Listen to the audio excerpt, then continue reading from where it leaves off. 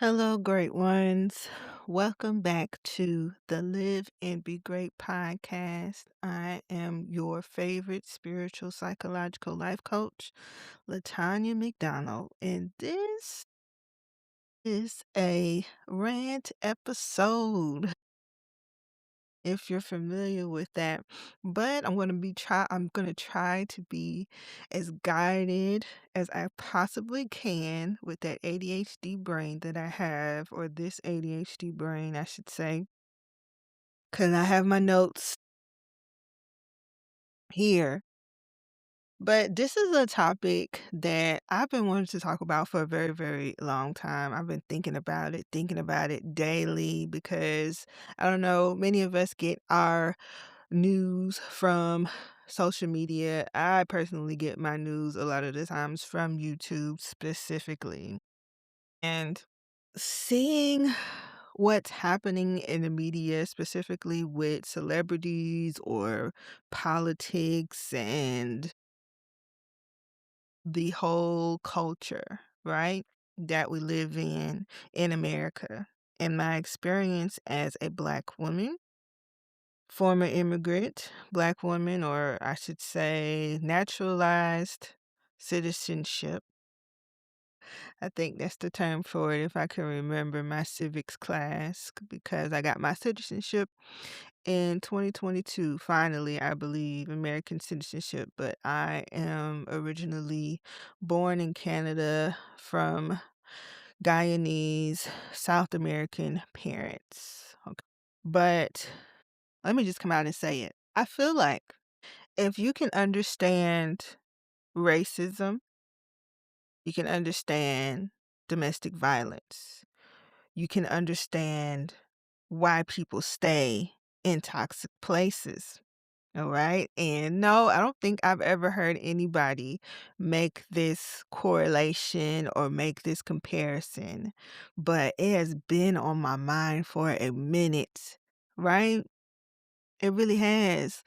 Let's tell the truth about it. If you've ever said, why don't they just leave? This is for you. Okay.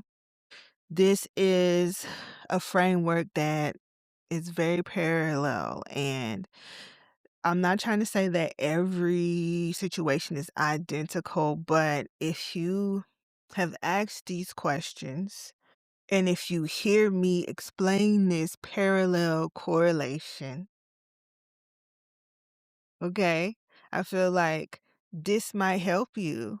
This might help the person that's listening, or if you share this episode with someone, it may help them understand when you have these debates, or if they've asked these questions, or if you, of course, if you've asked these questions yourself. I feel like Black people have been in a domestic violence relationship with America, specifically Black Americans, right? And really every nation that has been colonized, but for sure you see the remnants of it, okay? Because I want to say the first thing, you know, the racist MAGA people want to say is, why don't they just go back to Africa or go back to their country when they're being racist? Okay? That's the first thing. Why don't they just go back? And being how Black Americans are treated on their own soil that they help build, all right? It's very shaming doesn't help. Okay, shaming is not going to help fix the situation just because you don't want to hear about racism anymore, right? And then when we look on the other side, when we talk about violence and abuse towards people that were in situations, whether they've been abused in their house or within their relationship, whether they've been abused as a child, because domestic in the home and violence, that's all that classifies as domestic violence when you think of it. And it could be verbal, it could be financial, it could be physical, it could be mental, right? All of that correlates. If a son starts hitting his mother, they call that a domestic violence. situation, especially if he's an adult. Excuse me. They call that a domestic violence. That's a DV charge. That's a domestic violence situation. Okay. So, being that this is the home of African Americans, and some might say, no, that African part counts. No, not really. Okay. Not after years and years and years of oppression and systems set up to oppress people, right? That's not That's not a thing, okay? This is their home. This is where they were brought to, okay, and raised generations and generations and generations of people, right? And having to still fight that their ancestors had to fight, that were stolen from Africa, right? So there's also this space where oftentimes Black people feel the need to create their own spaces. And when they try to, over the years, Tulsa, Oklahoma, Lake Lanier, if you understand those stories, Rosewood, whenever they tried to create something for themselves, a community for themselves, where they only dealt with themselves, with people who were thriving and wanted more and wanted to support their own community outside of this systemic racism in white people, right? Specifically, it was bombed. It was destroyed, okay? This is how this system is set up in place. So people are like, well, why don't they just leave America? It's not that easy. Why don't they just create their own spaces? It's not that easy. Just like in a domestic violence, abusive relationship, if that person controls the finances, if that person is stronger physically, stronger mentally, or has more resources, it's not that easy for someone in a domestic violence relationship to just pick up and leave. That's not a thing, right? Just like it's not easy for African Americans to just pick up and leave, right? The same thing applies. And shaming them, calling them stupid, calling them weak, right? Saying, oh, well, you lost, or whatever the case may be, it doesn't help. Okay, there's a whole system that supports abuse. We live in a system that supports abuse, right? Abuse of power. Okay? We do. And that is the truth, you know? So if you can understand why someone stays in an abusive relationship, you can understand why groups stay in abusive systems and why shaming them is part of the control, the coercion, right? And, you know, my personal stories, I have family members that stayed in abusive relationships, to especially if there were children involved. Not even just that, but job, okay? Trying to provide for your family even though you know you're being mistreated. Okay? I've had family members that were laid off, was told to train their replacement, and usually the replacement was there based off of nepotism or because they were white, had less experience, was told to train that person, and then was laid off shortly after that person took their job, right? All these different experiences. When we talked about organizations, that there's a hazing process. There's a hazing process for a lot of organizations, even in the workplace, okay? But the most common, of course, is Greek life, whether it's white fraternities and sororities or Black fraternities and sororities, Hispanic fraternities and sororities, whatever the case may be. There's a process, there's a power dynamic, there's toxicity there. So when you find out after you fill out your paperwork and you pay your money, you wonder why these people, some of these people stay or why they endure what they endure. Some people even lose their lives, right, without coming forward, and only a few are strong enough to push back. Okay, it's a dynamic there, Look at who we have in office. Look at what was just released, these Epstein files. And part of it is it's disheartening and it's frustrating. It's because if the government has already, or the FBI has already had this information for however long and nothing was done, it is now we got to ask the whole country of America, right? If you're a person that has a problem with what was done to these children by these prominent people in our society, okay, across the board, if you have empathy for that, okay, you should be able to understand all of these different dynamics. But if that person has that empathy, if you have that empathy for those victims that are talked about in those Epstein files, all right, how would you feel if somebody says, why don't you just leave America? Right? And can you? Can you leave? Do you have the funds, right, to leave? Do you have the resources? Because a lot of people do not, to just pick up and leave based off of the system. People aren't even making living wages. There are people who are working 40 hours a week, still living paycheck to paycheck. There are two-income homes making six figures, still living paycheck to paycheck. And it's not just because they're not managing their money properly. There are people who are essential workers, who are in the fast food and the hospitality industry, still making the bare minimum. Their states have not raised the minimum wage, right? They can't just quit. And some of them are homeless because of the system, okay? So if you understand this overarching dynamic, the why don't they just leave shouldn't come out of your mouth, because you know why. You relate it back to yourself, where you feel like you're being wronged in a situation, but based off of the lack of resources and support, you are not able to just up and go. Right? Or you are not able to just pull yourself up by your bootstraps, okay? By your bootstraps, that's their favorite thing to say, without stepping on somebody else, because that is the system that we're in, you know?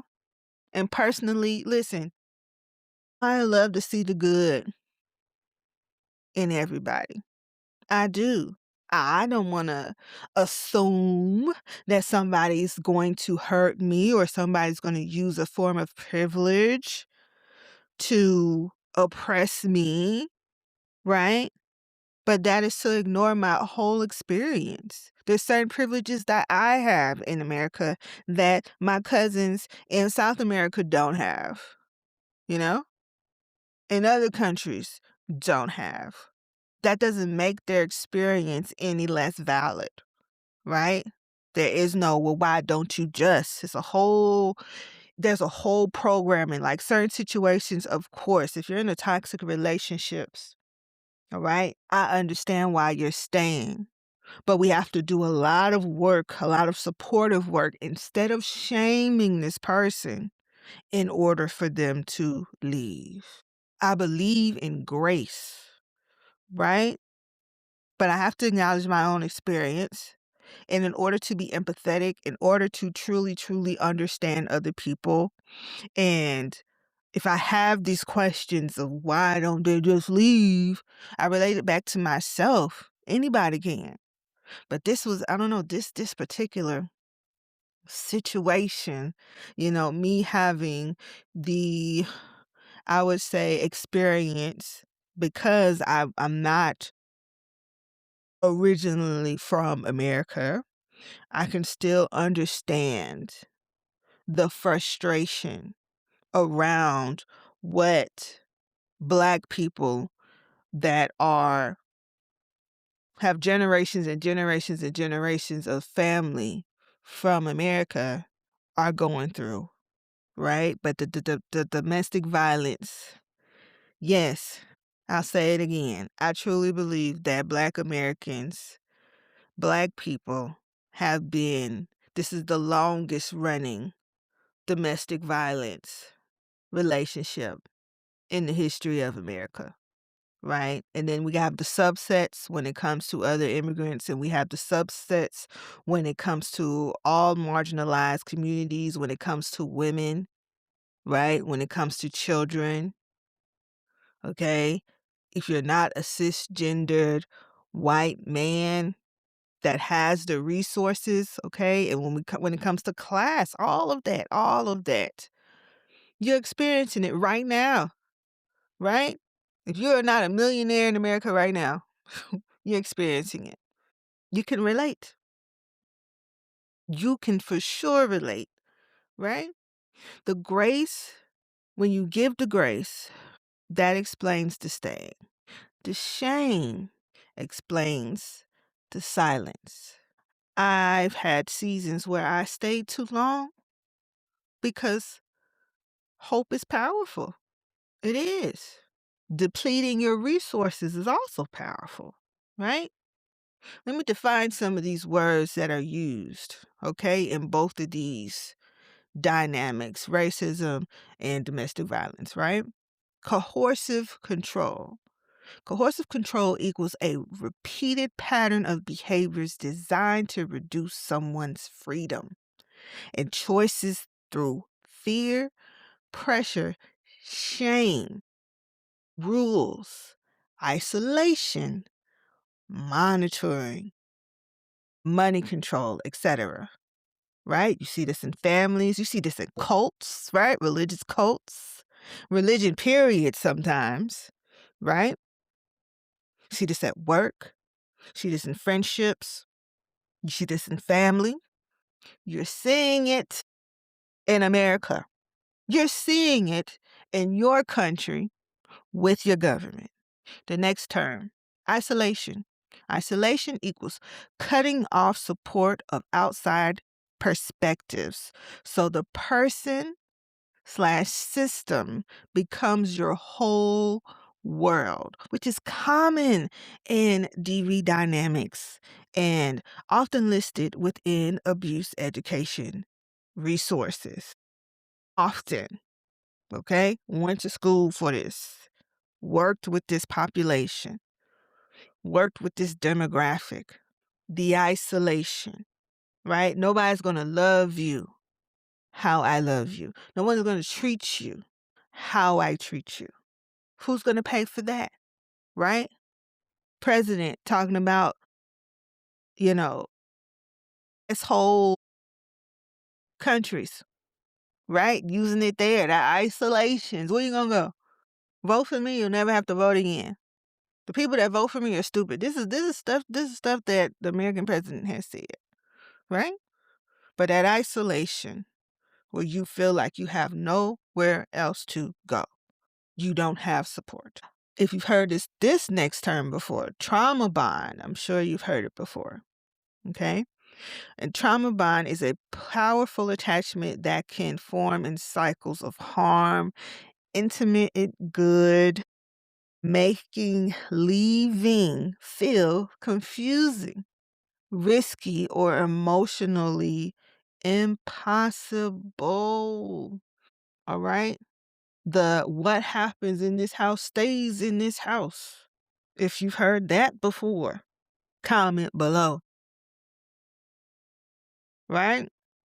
The secret societies of the world, the organizations where probably only one or two people know there's a lot of wrongdoing. It's probably the lawyers of the company, okay? Right? That trauma bond. You getting paid so you can't say nothing. Even though morally, it's wrong to stay here, right?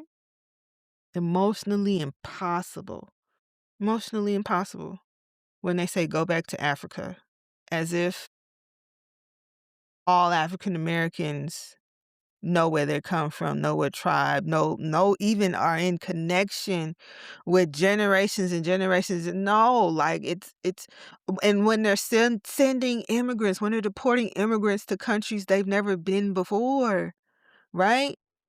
Grew up here in America and you send them back or send them to countries, you know, that their family is not even from. They know no one, right?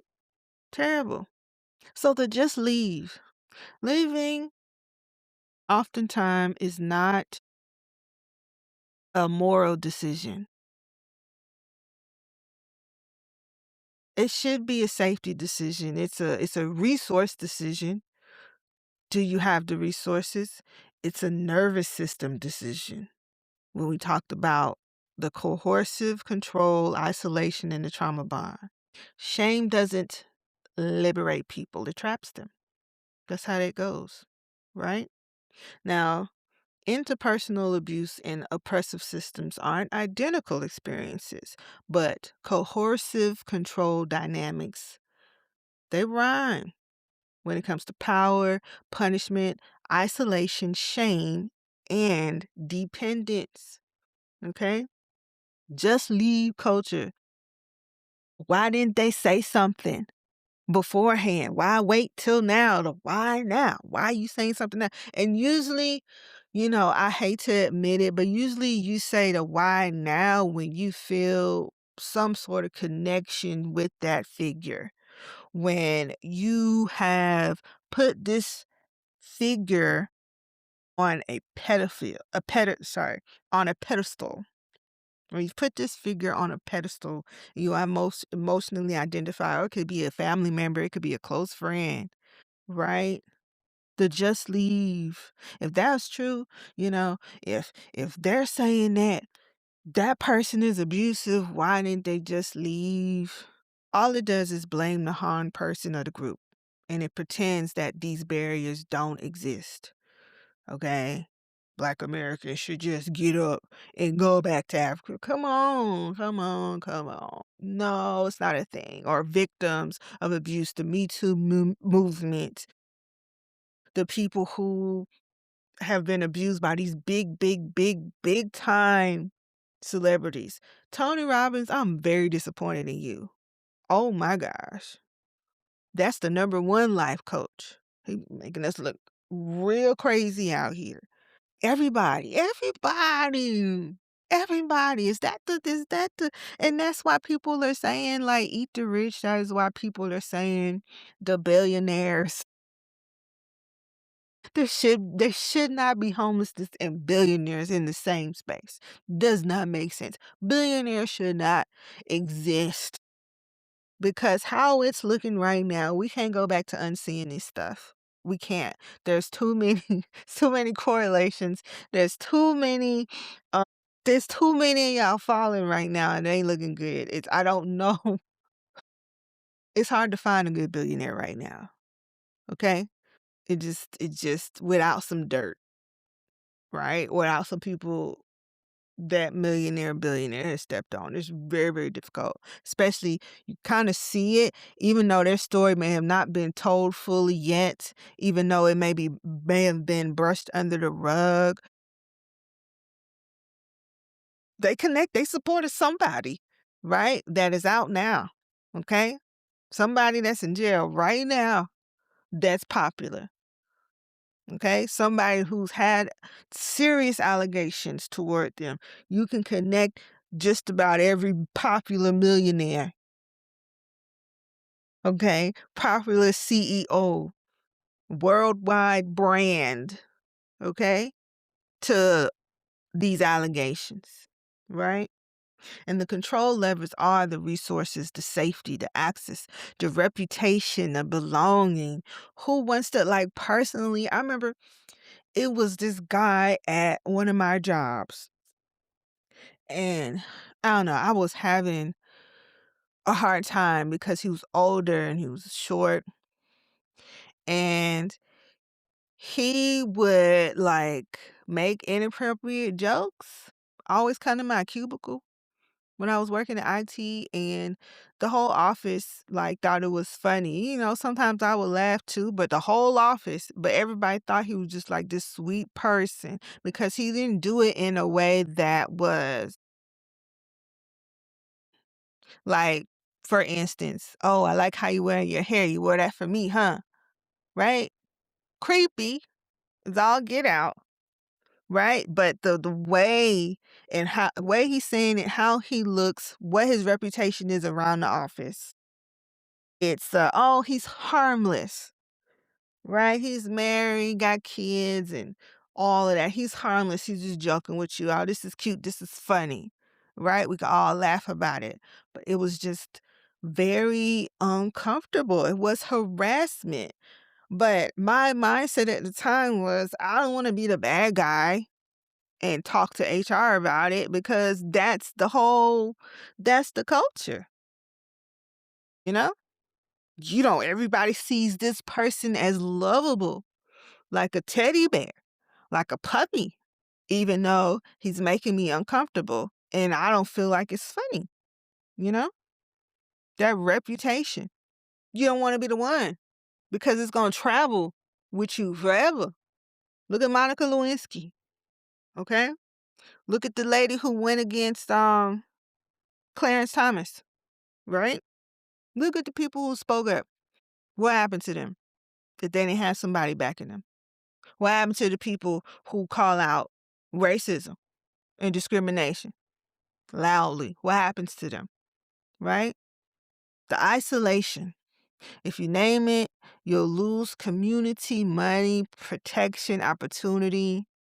Right? There's people who struggling right now in a household, in an abusive marriage, or there might be an adult child, but their parents are toxic as all get out. And they don't have the resources to leave, right? They don't have no place else to go. They don't have the money. They don't have the protection. They don't have the opportunity, you know? Children, not even just adult children. The isolation, the shame, the guilt. I can't. The other people supporting it. The community that you'll lose if you speak up, if you call the police, if you go to that DV shelter, you know? People convince you to spit other people, whole community be like, well, why would you? Stay right there. Your jobs. Look at the job market right now. There's people going through it right now. Job market. It's people that hate their job because the job market and the economy is trash right now. They can't leave, even though it's tearing them up inside. You got a good job. Stay. What else you gonna do? You got a family. Take care of. Right? Not to say that, hey, you need to Not to say that you need to ignore your responsibilities, right? Never to say that. But that's the thing, you know? And then when we use shame as enforcement and we say things like, if you're still there, you must like it. You're weak. You're lazy. You're dramatic. No. Your brain works way better than that, right? Way better than that. When you connect it back to how you feel in your own experience and places where you feel trapped, because we all have gone through that before, right? There's even listen, and it's so interesting because sometimes we talk about how certain people who come from money, certain privileged people, like there was somebody talking about, oh yeah, if I was a CEO person, or if I wanted to be a CEO, I'd work these places to see how the business is run, right? Look at all the cogs in the wheel.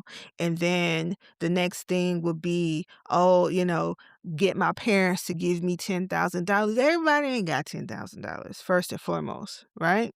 But where I'm going with this, the far removed, because they're still CEOs, they're still millionaires, right? That will come out and talk about how depressed they are because they bought into the idea that I just need to play my cards like this, fight to get here, and I'll be happy, right? Full circle of the mentality. that you buy into when you just put up with systems that aren't serving you and will crush you in the end, right? Spent so much time. Look at me. Look at what I can do. Look at what I can do. Look at what I can do. Finally get there to that status and you feel like nothing, you know? Why don't you just spend more money? Or why don't you just buy this instead of that? You got all the money. Like, it's not. Now you being shamed. Now people treating you because you have all this money, right? You don't have nothing to complain about because of the system you created, because of the system that you stand by. It feels great, just like a drug. It feels great in the moment. But after a while, if you're not doing the real work, if you're not being a trendsetter, if you're not doing the work mentally to truly, truly be a good person in this society and get it honest, right? It fades. It's going to catch up with you. But the shaming, it don't work. It doesn't work. It doesn't. And here's the truth. Shaming people for being trapped is a part of how the trap stays effective. Okay? Another thing that, also made me want to talk about it is that it's happened a couple months ago, but Black fatigue, racism, racist people have tried to hijack this term. And I've read the book. And I do identify as Black, right? Black fatigue, for those of you who don't know, is the cumulative stress response to having to navigate racism, microaggressions, and hostile, dismissive environments. This is what Black fatigue actually is. It's not, I'm tired of Black people, and it's not, stop talking about racism so I could be comfortable. No, we're not comfortable in our own skin, right? Listen to some few episodes before. I don't know how many episodes before when I talked about my experience of having to go to a private white institution during a time of 2 shootings. Black Lives Matter was marching down the street, and I had to pull myself together because I know there wasn't going to be any compassion. I still had to put myself together and give a presentation because it's presentation day in class, right? Just so I don't make anybody else uncomfortable. That's the fatigue. I'm uncomfortable in my own skin because of this systemic racism. And you only notice the racism when you blatantly see people of privilege being treated in a certain way. It's in your face. We can't ignore it, okay? Can't ignore it. The way we dress, the way we talk, the way we look, all of it. The system has trained people to look at us as less than. Period. Why do you cut your purse when a Black man walks down the street next to you? Or lock your doors? Huh? Why do you assume when somebody has an Afrocentric name that they're less intelligent? Or even if they have an accent, you assume that they're less intelligent if they can't speak English. It's all training. All of it. Right? The hijack is unfair. It's stupid. It's disrespectful. People distort this term to mean I'm exhausted hearing about racism, then use that silence. They use that to silence the accountability. That distortion becomes a social version of don't talk about what's happening to you because I don't want to hear it. Part of me healing myself is talking about it, right? This is why shaming doesn't work. If your comfort requires someone else's silence, that is control. It is not peace. So calling us weak and calling us whining and saying you have Black fatigue, which you're using it wrong and you know you're using it wrong, okay? It's not going to work. It's still here. It still exists. And we have a right to continue to speak about it and not let up off of it until it's gone for good, right? And then, I spoke about this earlier. The cross, when it comes to environment, the toxic job, right? Fear of retaliation, creating your own work family and feeling like you're going against the family, paycheck, you're dependent on that paycheck to survive, and the reputation threats, right? And then when we talk about toxic friends and the communities, punishment for boundaries, smear campaigns, silent treatment, group shunning. That's the thing. I've had to leave whole groups, you know? I'm not as close with people as I was before because that version of me who just took it, you know, and waited for the change, who had those rose-colored glasses on, don't exist no more. Can't, too old for that, you know? And they was cool with me as long as I was just keeping up the appearances. As long as everybody played their part, even though it was fake. You more tied to the reputation than you are the real relationship. I can't do that. It's painful. It does become isolating. It does become lonely. I can't even, if you do decide to leave these spaces that are toxic. Yes, it does. But you have to make room for the positive, for the grace, for the people who are going to hear you out, who are going to support you, you know? Emotionally unavailable relationships. I'm on my BFF app and I am meeting new friends. I'm opening up myself to meeting new friends that will be okay with this version of me, you know? Putting up with the inconsistency that keeps the hope alive, the good times as bait. It does. Cause everything don't start off toxic. It start off real smooth.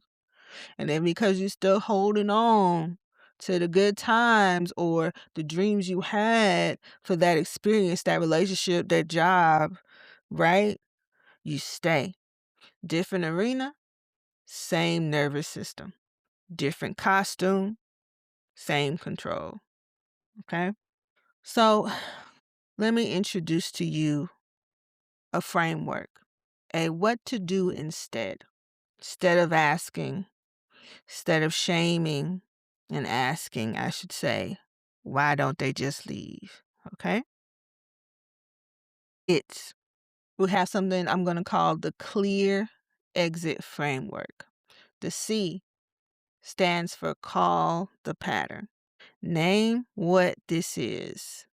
This is coercive control dynamics. This is trauma bonding cycles, shame traps, and isolation tactics.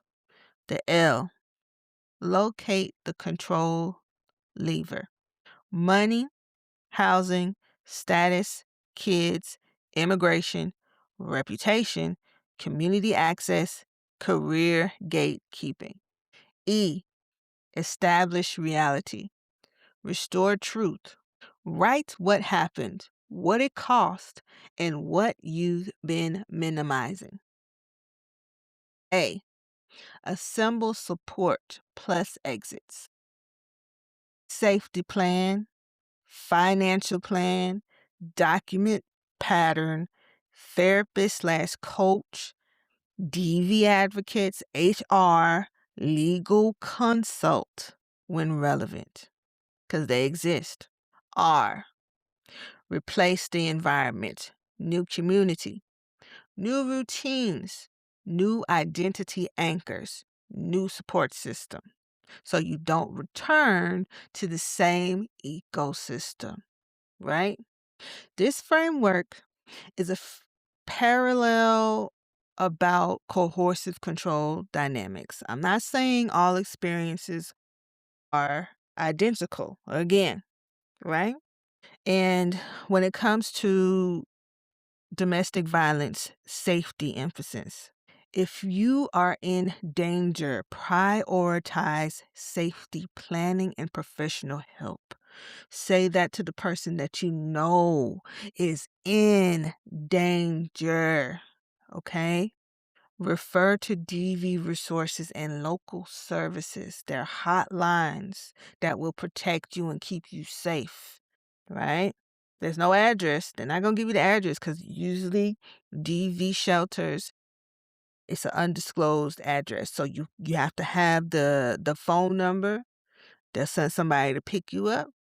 They'll create that safety plan first, but send somebody to pick you up when you're ready to go. And they'll support you. And yes, you may go back, but as long as you have identified these resources, you can utilize them, right?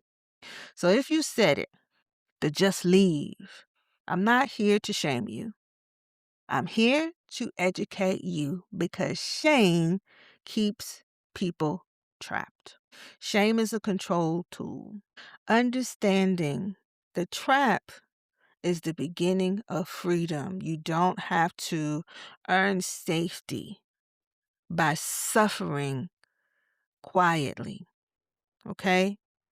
Now, if you need some support, I mentioned earlier in my clear framework, when we talk about resources or replacing the environment, all right? I have experience, okay? As you can tell by talking and how long this episode is. Oh my goodness. It was supposed to be way shorter than this, but hey, it needed to be said. All right? If you're ready to have that accountability and that support to get to where you want to get to in your life, find your purpose and things of that nature, it does start with you understanding who you are. Okay? Sign up for my Ask Me Anything call. You ask me anything. You can ask me, hey, what are the signs that I'm in a toxic relationship? What are the signs that I'm under control? What do I do? How can I develop a safety plan? You can sign up for that. Want to book one of those sessions. Overall support and accountability. Okay. Sign up for a free consultation. If you want to get to the root of the cause right away and you're ready for that game plan to truly understand yourself, because you have to understand yourself, know where you came from before you can move forward, understand where your trauma is, get a generational trauma healing session. The links will be in the description. Okay? Wherever you're listening to this episode or watching the comic animated panels, that is something that I do. So follow. That's what I'm starting to do. Follow me on YouTube. Okay. Subscribe to my YouTube channel, Live and Be Great with LaTanya. All the information will be in the description. Share this with someone who needs it. Okay. Comment below if anything, I said impacted you or you were able to relate to anything that you wanted to discuss further or you want to add to. If you want to tell your story, tell it. Okay? Be silenced no more. All right? Thank you again for tuning in. All right? I appreciate being able to share this space with you. And until next time, give yourself permission to not just live, but to live and be great.